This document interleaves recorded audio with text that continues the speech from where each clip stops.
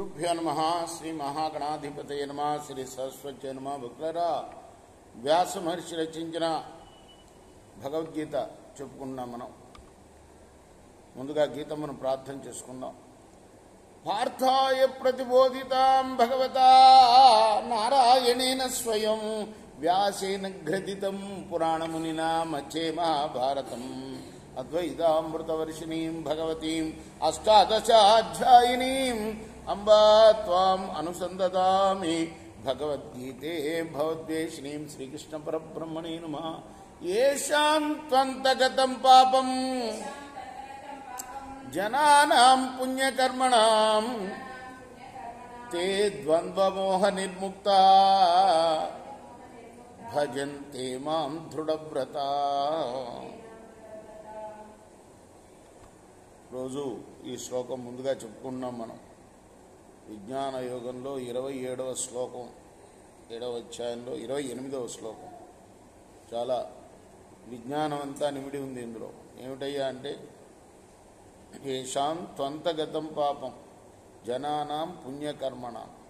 ఎవరైతే పుణ్యకర్మలు చేసుకొని గత పాపాలన్నింటినీ ప్రక్షాళన చేసుకుంటారో తే ద్వంద్వమోహ నిర్ముక్తం, వాళ్ళకి ద్వంద్వమోహాలని తొలగించి భజంతే మాం దృఢవ్రత,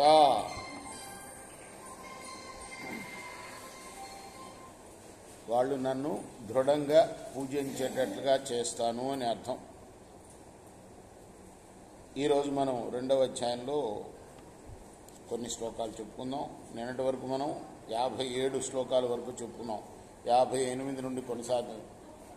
యదా సంహరతే చాయం కూర్మోంగానీవ సర్వస్యః ఇంద్రియాణి ఇంద్రియార్థేభ్య తస్య ప్రజ్ఞా ప్రతిష్ఠిత. తాబేలి ఎలా అయితే తన అవయవాల్ని ముడుచుకుంటుందో ఆ విధంగా శబ్దాది విషయాల నుండి ఇంద్రియాలని నిగ్రహింపగలగాలి.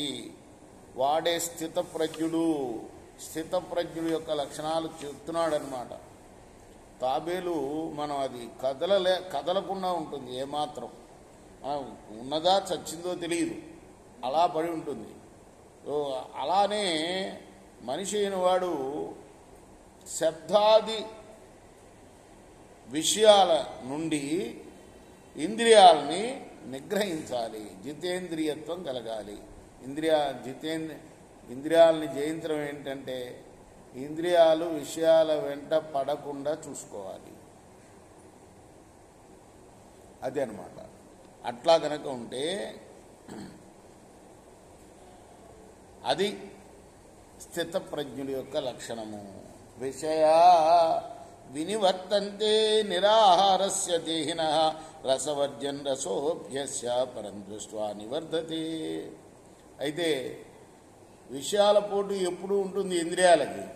ఎప్పుడయ్యా తగ్గుతుందంటే ఆహారం తీసుకోకపోతే తగ్గుతుంది. ఆహారం తీసుకోకపోయినా పోటు తగ్గుతుంది, కానీ కొంచెం వాసన మిగిలి ఉంటుంది. అది పరమాత్ముడి యొక్క దర్శనం వల్లనే తొలగిపోతుంది అని చెప్తున్నాడు కృష్ణ భగవానుడు అర్జునుడికి. రేపు మనం 60వ శ్లోకం నుండి కొనసాగిద్దాం. కృష్ణార్పణమస్తు. సాయి కృష్ణార్పణం.